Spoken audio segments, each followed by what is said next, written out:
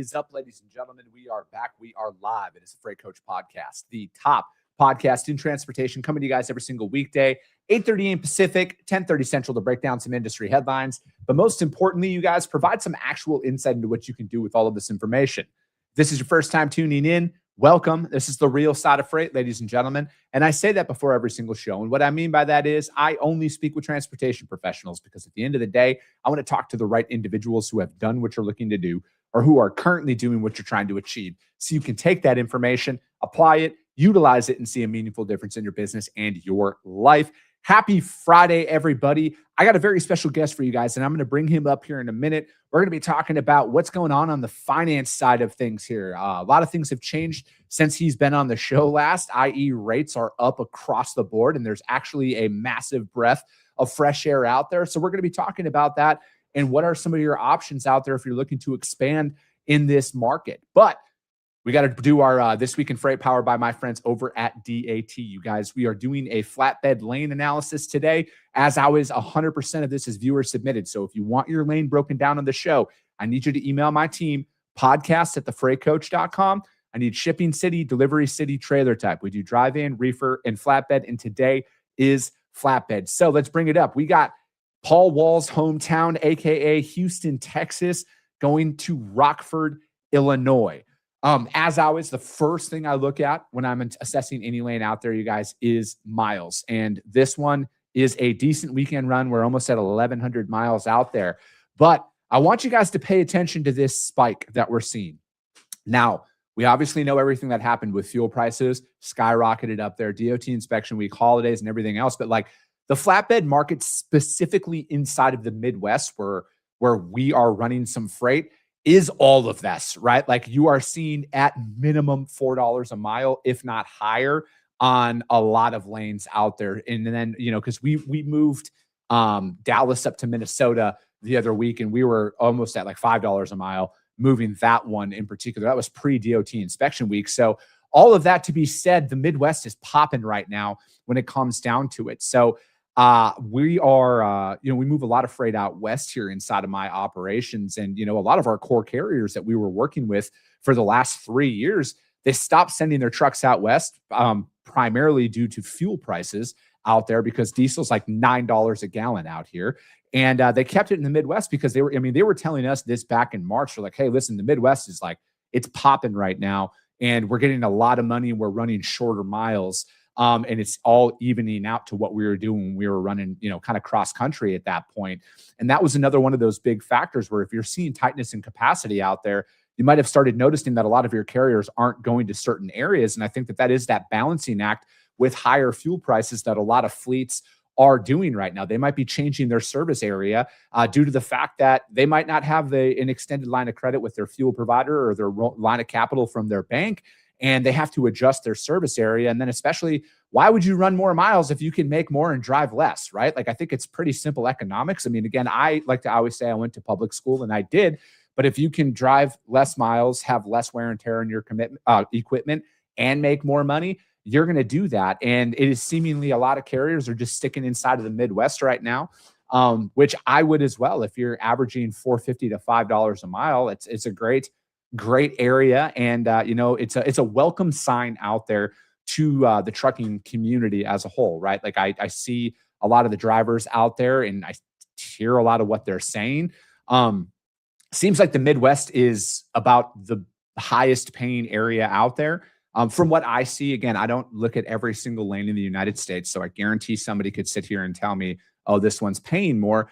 But I'm looking at this right now, and this is on the up and up, and this is probably going to continue to rise here because June is like flatbed month. All right. June, July, August, that is prime flatbed season. Rates are going to be climbing throughout the summer out here. And especially with more and more news of data center construction that we're seeing out there. I think it's a great time to own some flatbeds, to be honest with you. Open deck trailers at all. It's a great time out here in the market. I would continue to see this rise. With this lane in particular, I would highly recommend pricing this as a truck in hand style thing, i.e. get a truck locked in for a day and then quote based on that. And the best messaging that you can bring to your customers right now, and again, you can fully disagree with me on this, but I would rather get a for sure yes on capacity right now when it comes to flatbeds than a maybe. And I just don't feel the desire to roll the dice on any lanes. So provide options, let them know if they're coming to you like, hey, I need this picked up on Monday and you got a truck to pick on Tuesday, present that options. I think more often than not right now, they're going to take that truck on Tuesday and work with their customer on that back end, because again, we can't, they don't want this freight sitting there. And if you can bring them that and then bring that consistent capacity and consistent pricing, you're going to win long-term during this time out there. But that is This Week in Freight. Flatbed, Houston to Rockford, Illinois. It's rising and it's going to continue to rise. I wouldn't be surprised if we check back on this in July and that had a 5 sitting in front of it. I could see that going and trending in that direction. But speaking of all of that, higher rates and everything, what does this mean for the trucking community? Is this the breath of fresh air that they're looking for? Maybe they're going to be able to refinance some equipment, pay off some debt, buy more equipment. What's going on out there? And you guys know my guy. I got to shave my head to match his aura out here. I got Mr. James Currier back on the show. James, we're literally one hairstyle away from being almost identical twins. Oh, we're several years away from being matching brothers. I know this hairline is continuing to recede. It's just part of the territory now. You just accept the fact that gray hairs and going bald is what happens after listen, if you can become a silver fox, I'd recommend that. Oh, I'm trying. My wife already told me that. So my wife calls me a zaddy in front of our son because it fucking makes him cringe. So I don't even know what the term means, but if it makes me cringe too. Oh, that's funny. As it should, James. But dude, what's new out there, man? It's been a while. The last time we saw each other, I was jumping on your guys' all company call. It was great seeing some people that I hadn't seen in a while. Yeah, no, that was fantastic to have you, and nice that we could reciprocate. No, dude. So yeah, talk to me, man. How have things changed here over these last 6 to 8 weeks out there in the carrier? What are your clients saying out here right now? There seems to be some tension on the market, and that's saying it lightly, I think. The difficulty is not knowing what to expect in the future. The market is trying to price in increases while also adapting to constantly elevating fuel prices. It is nice to see the flatbed market doing so well right now. So that's nice, but reefers and dry vans need to catch up to where the flatbeds are in all reality, because the pricing just doesn't match the cost. Yeah.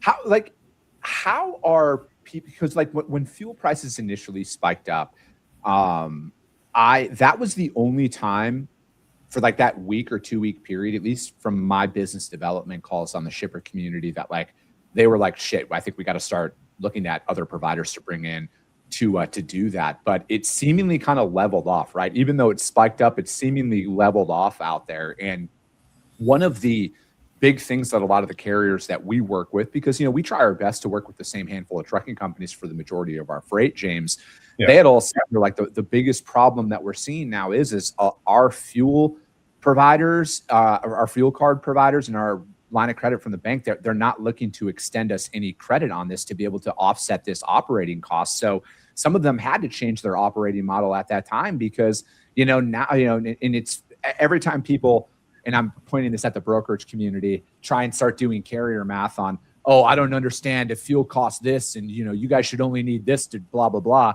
I'm looking at it is now what they could possibly utilize in a 5 week period in fuel or a 4 week period, that you can cut that in half now, right? When you're looking at $1 plus a gallon higher to fill up your truck, and then you're burning that, nobody's paying you any faster during this time. And it's like their operating costs were already high and they're higher now. And it's not like all the vendors are like, hey man, we're going to pay in 15 days now because you're dealing with this.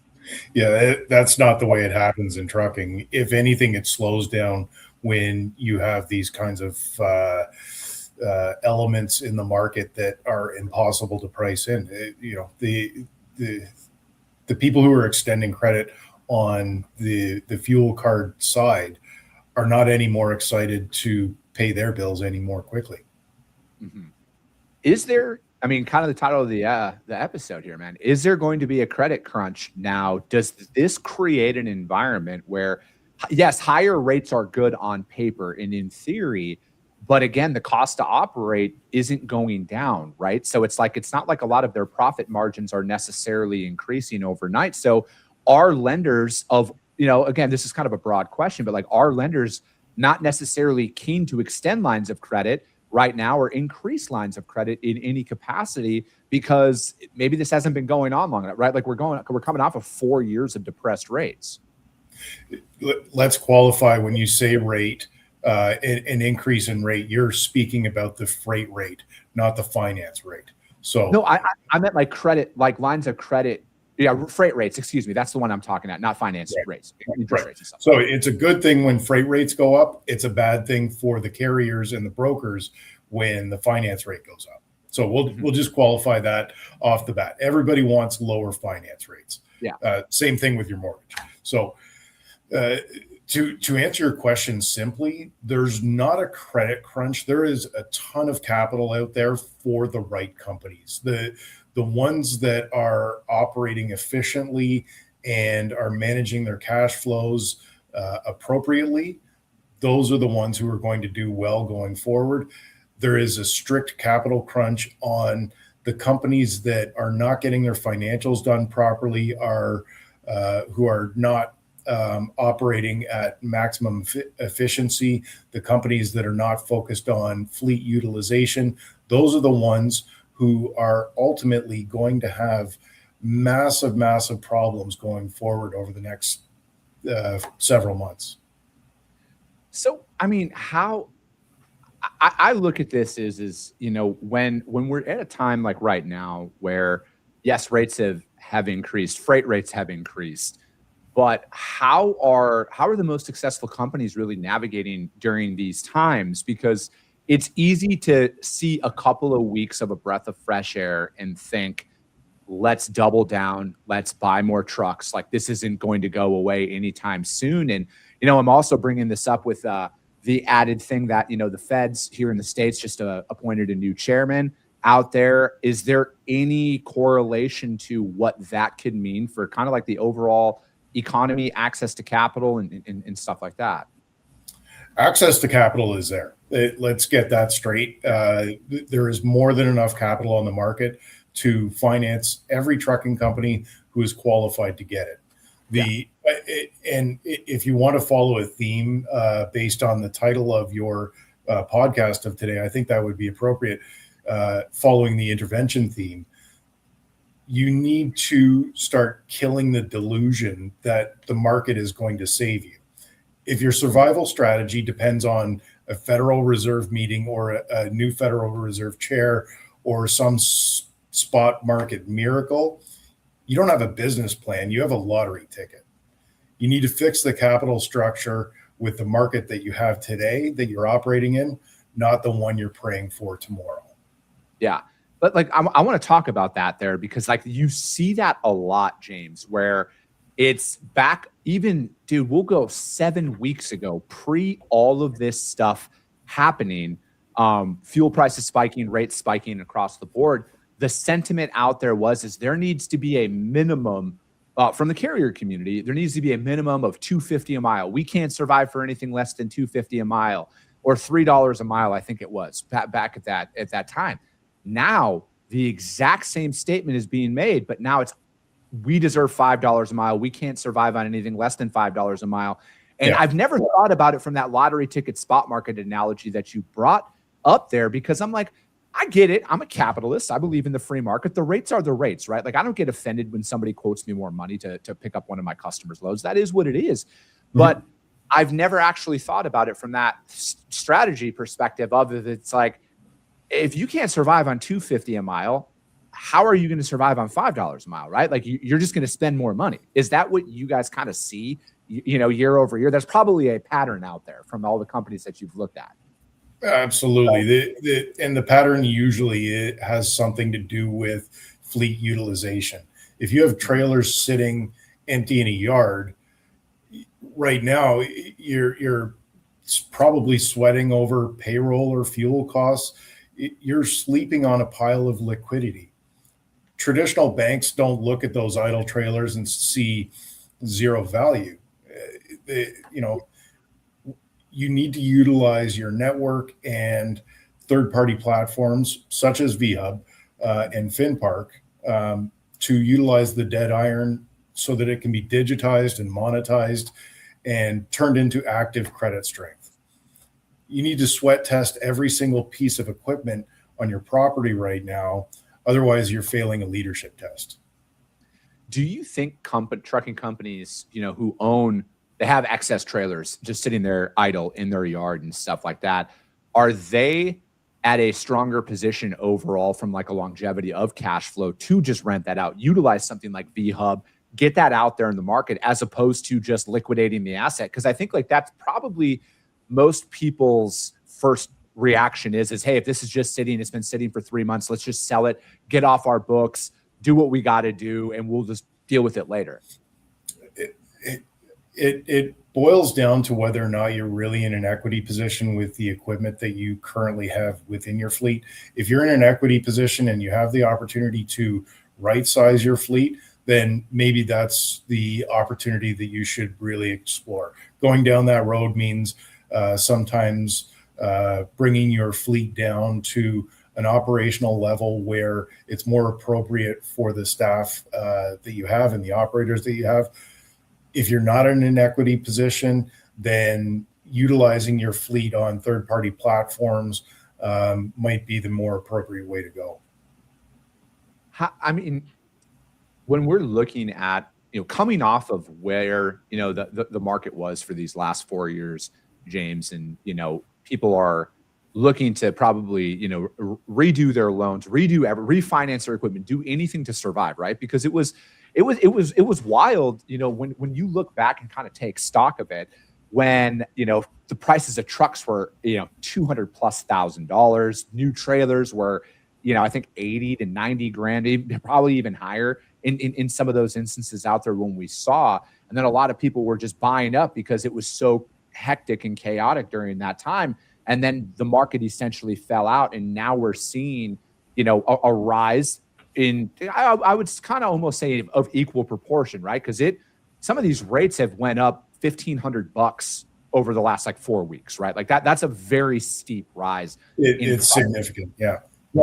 So it's like when we're looking at this situation, how are you working with your clients to, really maybe build up equity inside of their business? Is it like, hey, let's do some rapid pay downs to maybe pull out some of that liquidity? How are you working with them right now? Listen, everyone's had a difficult time in the freight market over the last 4 years. It's not 2021 anymore. You have to operate with a different mentality. I think the best advice that I could possibly offer to any of my clients is to open your kimono. We as lenders, whether it's an independent or a big bank or whoever's providing your credit facility, need to see what your operation and financials look like in a reality. We don't want to see necessarily a perfect balance sheet from 6 months ago. That doesn't do anybody any good. What we want to see is utilization and contracts and plans for moving forward. We want to see strategy. We want to see what your tactics are. We want to know how many employees you have and what they're doing. The basis for everything all lenders are doing right now is creating these algorithms and AI platforms that are stress testing every single client. The know your customer stuff from a lender's perspective is getting more and more important every single day.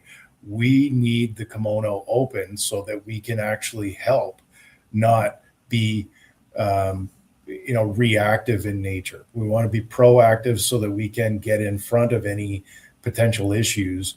And it's in everyone's best interest that we are lending, but the stress test is getting more and more real every single day. Do you ever think, and again, I know you've said that for the right company out there, there's going to be money for that. Have you seen or maybe heard anything, of like some apprehensions out there where in years past it might have been somebody going out there, and I'm kind of alluding to that in the company driver who's now looking at this market and is like, hey, I want to go out there and start my own thing. I think that is kind of like a natural progression. Anytime rates increase out there, a lot of guys go out there and like, I want to buy my own truck. I want to go out and do that. Do you think there are going to be any new hurdles or different mindsets from the lending community on that individual who wants to come out there? Is it like, hey, we're not like, there's no more run and gun. What is your strategy? How are you going to have any proof of revenue coming forward? Do you have any actual contracts from shippers that are going to give you dedicated freight? Or if you're just going to play the spot market, do you think that that's almost putting somebody at a disadvantage for maybe wanting to go out there on their own now? In history, the barriers to entry to getting into trucking were access to, call it a little bit of capital and the ability to drive and raise dolly legs. Going forward, everything that you just mentioned is what all lenders are going to be looking for. The mainstream commercial banks work on very rigid box checking algorithms. When the macro economy gets bumpy, they don't look at a carrier's potential. They just want to redline the entire industry. They're really good at handing you an umbrella when it's nice and sunny, but then they ask for the umbrella back when it starts raining. Yeah. You need to work with a lender that is proactive, but also understands the market has ups and downs and can work with you throughout a down period like we've seen over the last 4 years. Yeah, it's like I know a lot of guys who own fleets. I know a lot of people. I mean, I'll throw myself in this one. Like buying trucks is on our roadmap inside of our business, right? Because like I see things kind of trending out there as a broker where I don't want to ever say it's going to be required to own assets in the market, but I could see there being more of the shipper community leaning on brokers who have assets over just pure, non-asset based providers. I could be wrong on that. I just see that being more of an appealing sales strategy, just due to the fact that as capacity continues to tightens up and rates rise, like freight brokerage is as simple as this, James. The person with the truck wins. All right, plain and simple. Customers will pay more to move their freight if they need to, as long as you have trucks for it. It is as simple as that. So I look at it now from my seat as is, when is that right time to go forward? And if I don't have any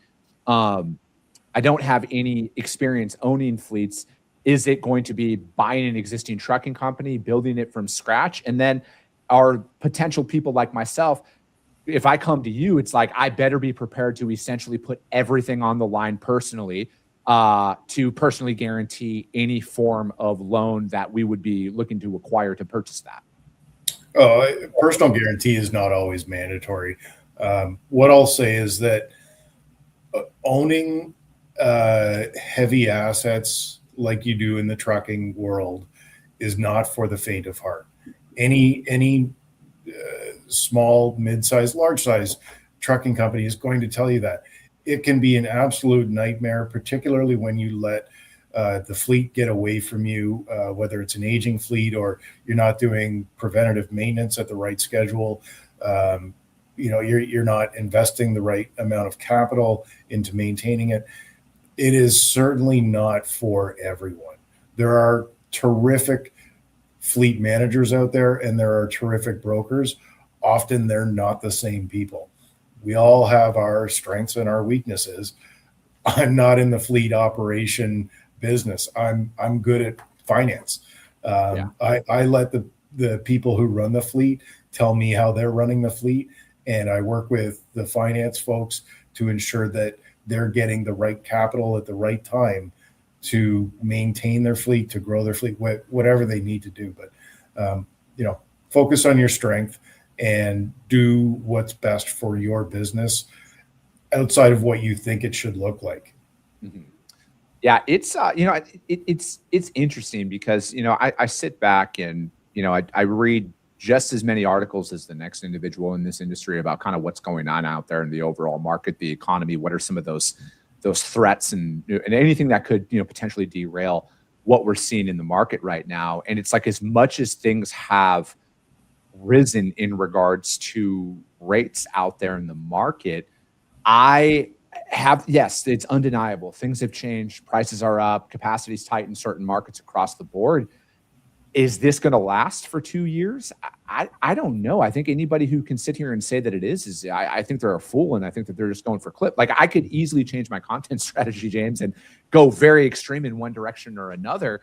I think that we are operating on a TikTok culture, in the sense of like, we get everything in 15 seconds or less, and we approach everything on a 15-second or less strategy in business, right? Where it's like, how is it affecting me right now in the moment? People aren't looking a couple of months down the line, where it's like, what if fuel prices fall, right? Like that's the thing that I think I'm paying attention to, maybe too much, right? I could be wrong with this, but if fuel prices drop back down again, right? Say they drop $1 a gallon across the board out there, what does that do to freight rates, right? Because now that fuel surcharge it was vomiting, and like, does that drop things back down to the $2.50 a mile mark in certain things, right? Hypothetical example.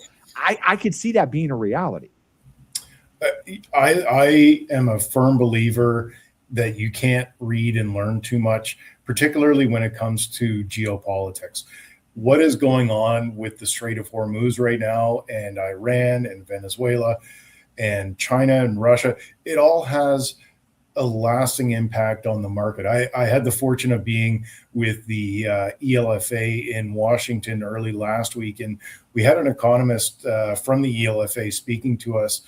And one of the things that he brought up, and it was a phenomenal point, was that the TikTok culture, the social media culture, believes that everything that happens geopolitically in the world should have an immediate effect. So when the Strait of Hormuz got shut down, everyone was posting the next day that, everything was bright and sunny and shiny, and we're good to go. There has been no economic effect because of the shutdown of the Strait of Hormuz, when in reality, it takes several weeks, if not months, for the economy to start showing signs of grief or turmoil.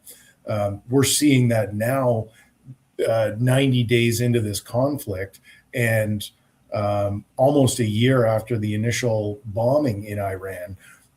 Now is when we're starting to see the dwindling oil reserves and the increase in fuel prices. What's going to happen 3 months from now? Your crystal ball works the exact same way as mine.